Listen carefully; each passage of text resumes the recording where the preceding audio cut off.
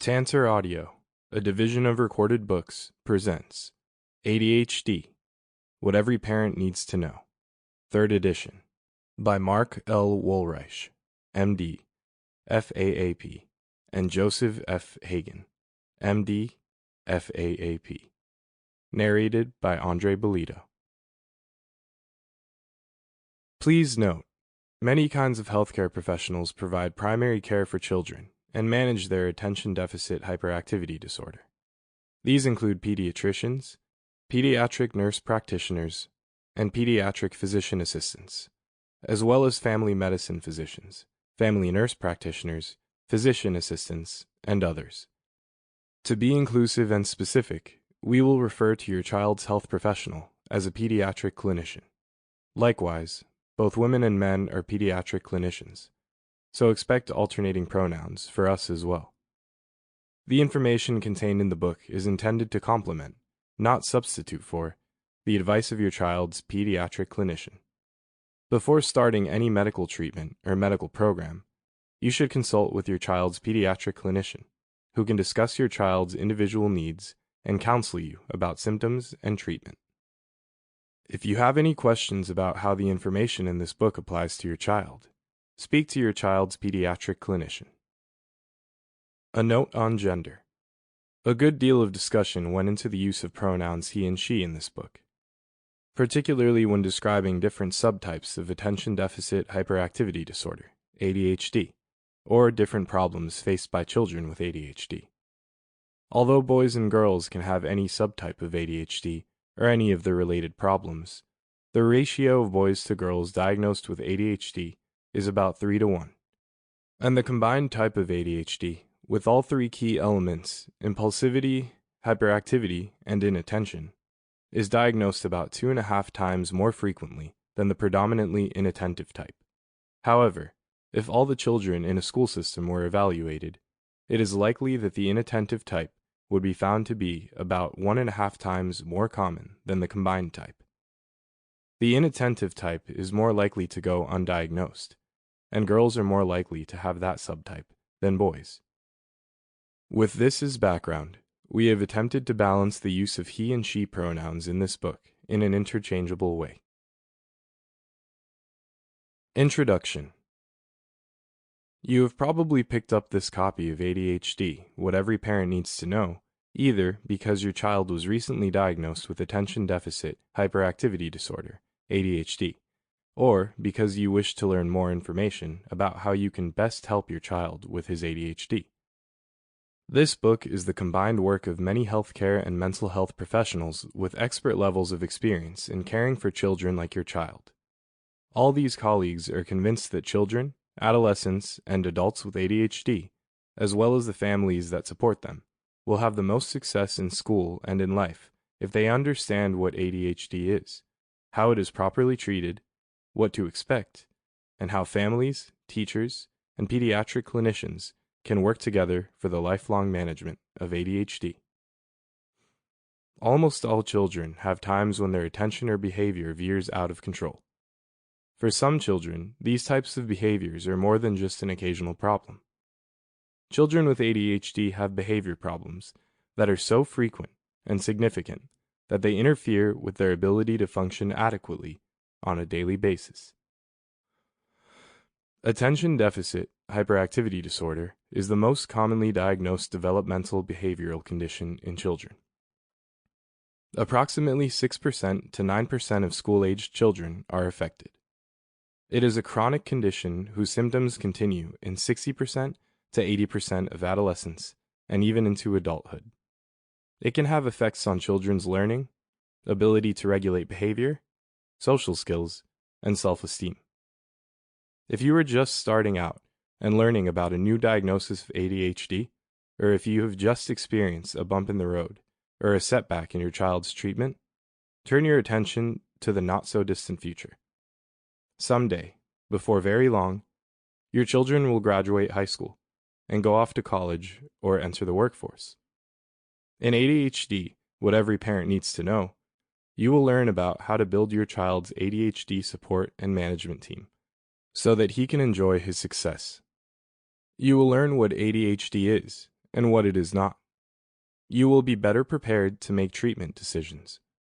You will be able to choose treatments that are proven to be effective and to ignore claims for treatments that do not work. You will learn to use your own strengths as parents to build your child's confidence to support his success. Your pediatric clinician will help you understand that your child can succeed and how you can help.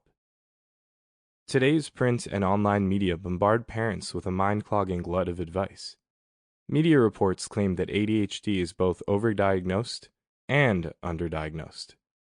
Many argue ADHD is overtreated, but careful studies show that it is often undertreated. Claims for medications can range from groundbreaking to dangerous. How can a responsible parent sort through this quagmire of contradictory information?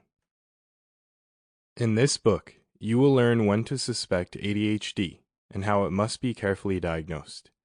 Careful and accurate diagnosis is the most important first step in helping your child. Once your child is diagnosed with ADHD, now what?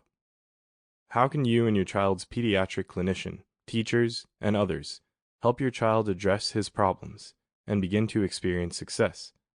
It can happen. You will learn treatment options and be guided in how to choose wisely for your child. And since not every child's treatment is immediately successful, you will learn to be an advocate for your child, and you will be alerted to other problems that might complicate your child's ADHD. Discussions of evidence will be commonly found in this book. With so many contradicting opinions about the best treatment for ADHD, it is helpful to learn how to identify true evidence about treatments and to carefully analyze claims of effectiveness. You will want to become skilled at deciding what to consider and what to ignore. You will learn how to assess these claims about various treatments. There are alternative and complementary treatments for ADHD you may wish to consider, as there is evidence that they are effective in certain ways. There are also such treatments where the evidence shows that they do not work, or are even possibly harmful.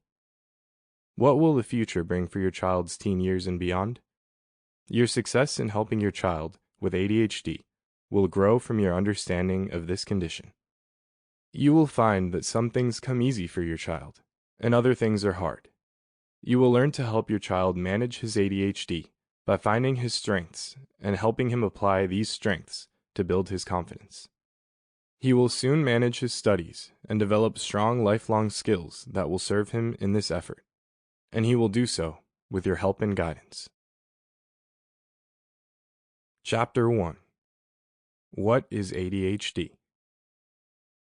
Andrew Scott had always been an active child. From the time he learned to walk, his parents noticed he was into everything. Andrew's preschool teachers frequently commented on how active he was, and his kindergarten teacher observed that he was quite a handful.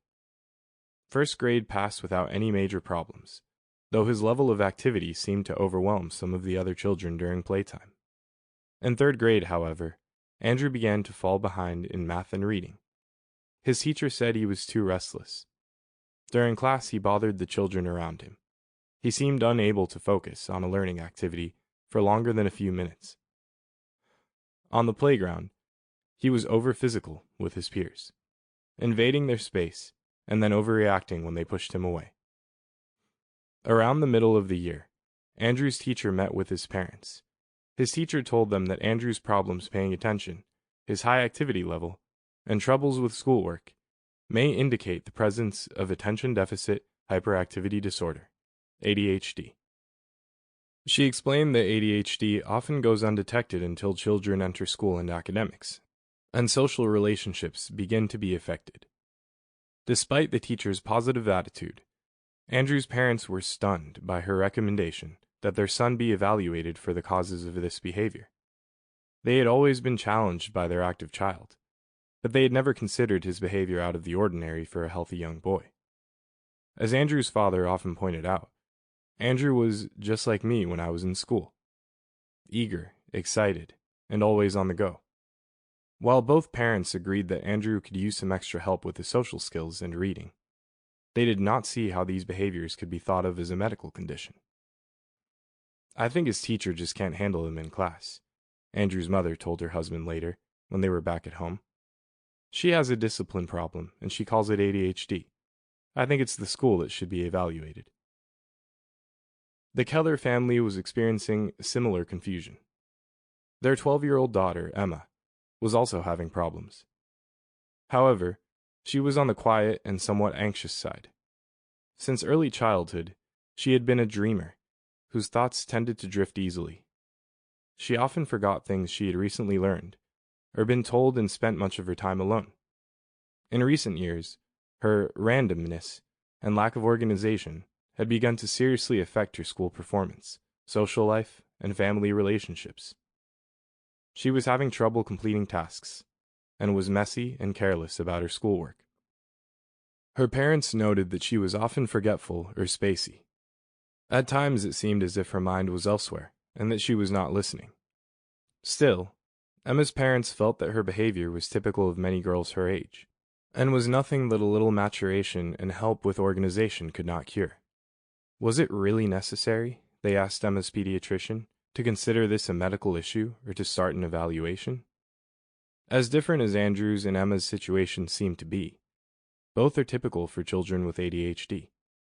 Attention deficit hyperactivity disorder limits children's ability to filter out unimportant input, focus, organize, prioritize, delay gratification, think before they act, or perform other activities called executive functions that most of us perform automatically. In children such as Andrew, with hyperactive impulse elements to his ADHD, the disorder presents itself as his not being able to control impulses or regulate activity levels, even when he knows how he is expected to behave. In those with inattentive type ADHD, including Emma, not being able to filter information means that someone walking by the classroom can claim as much attention as the teacher's lecture, and that a date with a friend can be forgotten in a flood of unsorted information. These behaviors, short attention span, forgetfulness, and not being able to sit still, unusually high activity level, and a tendency to act before thinking, are common in children. Families are often surprised when their child is referred for an evaluation. Adding to their confusion is the fact that these behaviors are present, but to a lesser degree in all children and adolescents, although those with ADHD exhibit more extreme and immature forms of these behaviors. Many school systems will not allow teachers to describe their concerns as perhaps ADHD, because they feel this is a diagnosis to be made by a physician or a psychologist. Instead, they will describe the behaviors that a child is showing that are interfering with his learning. These behaviors interfere in significant ways with children's day-to-day functioning, and they do not outgrow them at the same pace that other children do. Because other disorders, such as learning disabilities, oppositional defiant disorder, autism spectrum disorder, obsessive-compulsive disorder, anxiety, and depression can resemble ADHD, and in fact, often accompany it, it can be difficult to tell whether a child has another condition, ADHD, or both. Finally, the fact that ADHD is diagnosed through careful observations of inattentive, hyperactive, and impulsive behaviors across the major settings of a child's life, rather than with laboratory tests used to diagnose such disorders as type 1 diabetes, leads some adults and the popular press to question whether ADHD exists at all. Yet a large body of convincing evidence suggests that ADHD is a biological, brain-based condition. The scientific research on ADHD is more thorough and compelling than for most behavioral and mental health disorders, and even many medical conditions. Even so, among many parents, it remains controversial and misunderstood. As early as 1998, the National Institutes of Health, responding to public concern and debate about ADHD diagnosis and treatment, assembled a group of experts for a consensus conference on ADHD. These experts published their conclusions stating that ADHD is indeed a medical disorder. Attention deficit hyperactivity disorder is among the most prevalent chronic childhood disorders, second only to asthma. National survey data from 2016 show 9.4% of U.S. children have been diagnosed with ADHD. The Centers for Disease Control and Prevention has reported that about 4.5 million children, ages 3 to 17 years, in the United States have ADHD. And the condition currently accounts for as many as 30% to 50% of child referrals to mental health services. Many people believe that the prevalence of ADHD has increased significantly in recent decades, perhaps due to environmental factors, but there is no convincing evidence that this is the case. The number of children who have ADHD has likely remained roughly stable, but the number of children diagnosed with the condition has increased as more clinicians have become familiar with its symptoms and the problems it can cause. In addition, while it was originally thought to go away by puberty, it is now clear that many continue to have symptoms even into adulthood. A generally reliable method for diagnosing ADHD, based on the child's behavior and functioning, has been established. Parents whose children have been adequately evaluated for ADHD and who have implemented appropriate treatment as a result frequently report that the difference before and after their child's treatment is like night and day. While ADHD cannot be cured, children can be helped to compensate for their problems so that school performance and social relationships improve. As a result, their self-esteem increases, as do their chances for future successes. In this book, you will learn how ADHD is defined and recognized, how it is evaluated, and how, according to the latest reliable scientific research, it can best be treated. Researchers have identified the types of behavioral, academic, and social supports most likely to be useful at school and at home. Courses and specific therapies have been developed to pass this information on to parents and teachers in the community. You will also learn about special concerns in the evaluation and treatment of preschoolers and adolescents with ADHD, and the changing effect of this chronic condition over time. This is not to say that we now know everything there is to know about the nature and proper treatment of ADHD. A number of questions remain to be answered, and there is a great deal of research still to be done. Active, ongoing studies may provide further insight into how these children can improve their experience at each stage of life. The good news is that the evaluation and treatment of ADHD is at a much more advanced stage today than ever before. Armed with the knowledge provided to you in this book, you and your child will be able to address the challenges of ADHD with confidence and optimism. Before learning about how ADHD is recognized, diagnosed, and treated, however, it is necessary to understand exactly what ADHD is and what it is not. In this chapter, you will learn how the view of ADHD has evolved over time, how ADHD is defined today, what scientists believe may cause ADHD, how the condition typically alters a child's experience, and what are its long-term effects.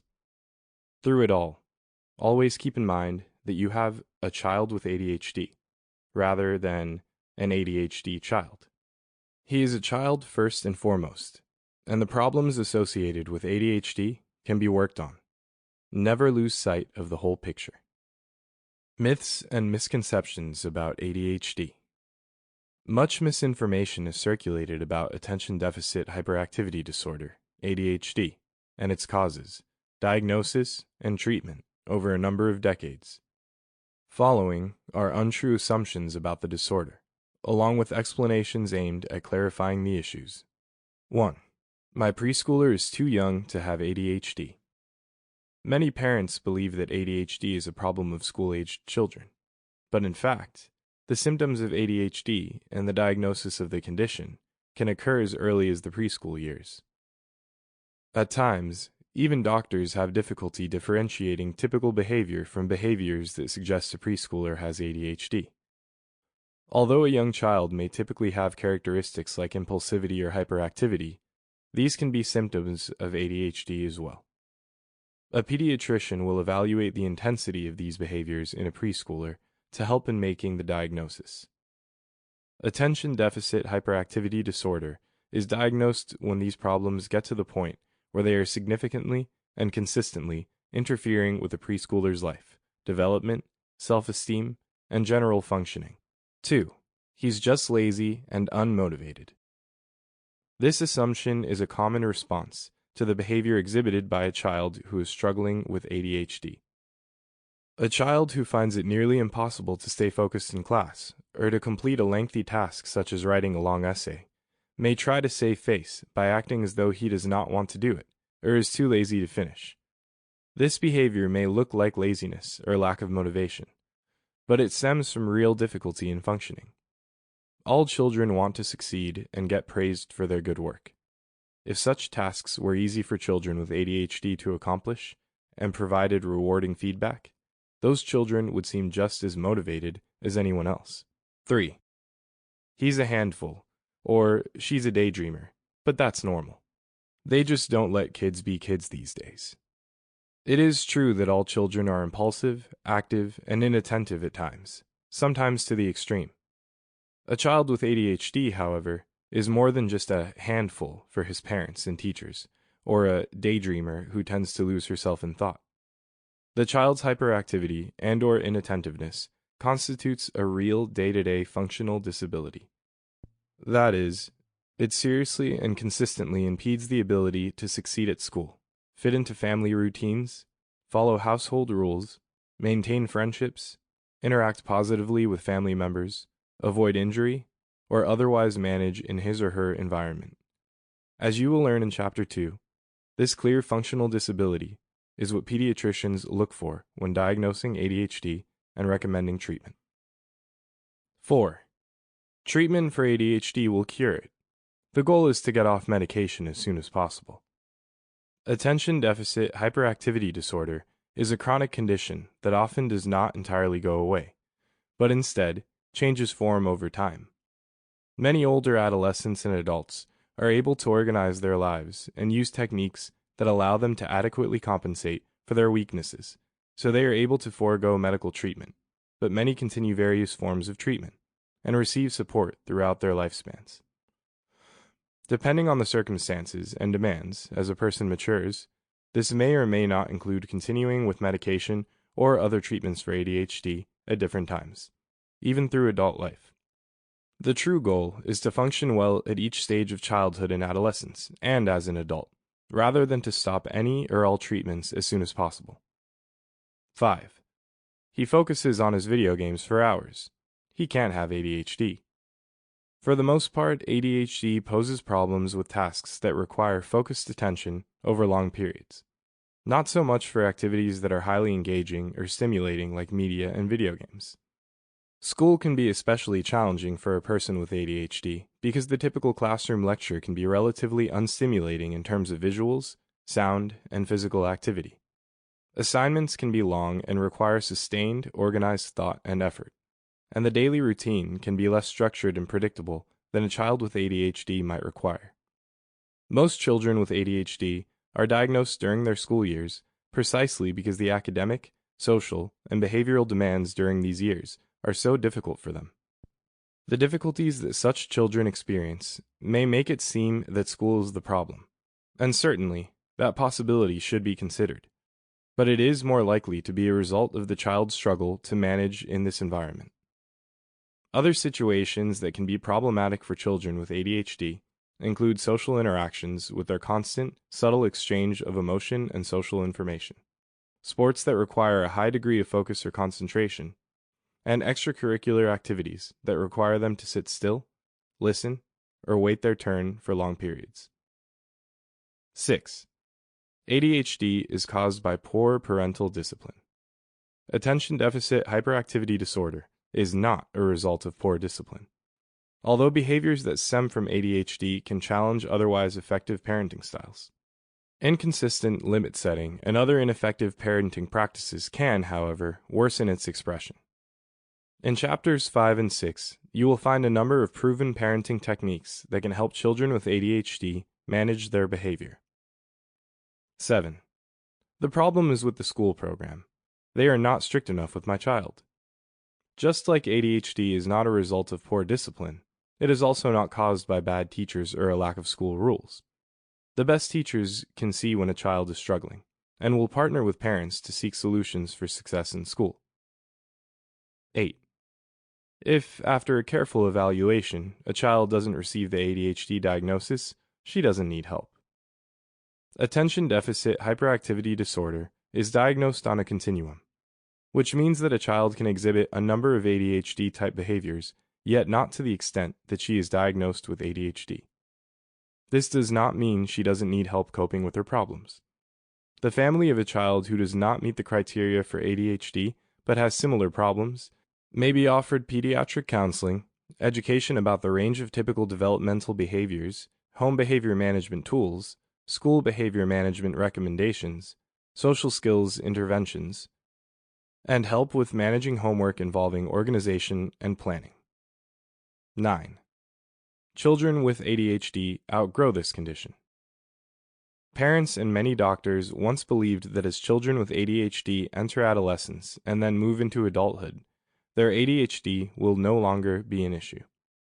But recent studies have shown that some aspects of ADHD can persist well into adult life for many of these children. Some adults can still benefit from the use of ADHD medication for the rest of their lives. Others have developed enough coping skills and improvement that medication can be discontinued. Sometimes in older teens and adults, medications may be used intermittently for situations and tasks that need fuller concentration. Medication use may often vary depending on what occupation they choose, and their ability to succeed in relationships and other social activities. No matter what the circumstances of particular adults may be, however, they can make adjustments in their environment, take full advantage of their own strengths, and lead very productive adult lives, even when aspects of ADHD still persist. How is ADHD defined? On television and online, in magazines and newspapers, in social media, and in thousands of everyday conversations, there is ongoing debate around whether certain ADHD-type behaviors are a typical childhood experience, or constitute a disorder that requires treatment. The issue of exactly where and how to draw the line between typical behavior and a clinical condition may become even clearer as increasingly sophisticated diagnostic techniques provide researchers with more information about the nature of the precise brain processes involved in children with ADHD. But the use of these tools and techniques for these purposes still lies in the future. For more than a century, physicians have been aware of children displaying the behaviors that we now call ADHD. In 1902, British pediatrician George Still first formally documented a condition in which children seemed inattentive, impulsive, and hyperactive, stating his belief that this was a result of biological makeup rather than poor parenting or other environmental factors. Research in the 1980s supported this hypothesis and led to the use of the term attention deficit disorder. In 1987, in response to even more precise information provided by new studies, the term attention deficit hyperactivity disorder was introduced. Today, ADHD is defined by the American Psychiatric Association as developmentally inappropriate attention and/or hyperactivity and impulsivity so pervasive and persistent as to significantly interfere with the child's daily life. Children with ADHD have difficulty controlling their behavior in most major settings, including home and school. They may speed about in constant motion, make noise non-stop, refuse to wait their turn, and crash into everything around them. At other times, they may drift as if in a daydream, failing to pay attention to or finish what they start. They may have trouble learning and remembering. They may appear disorganized. An impulsive nature may put them in actual physical danger.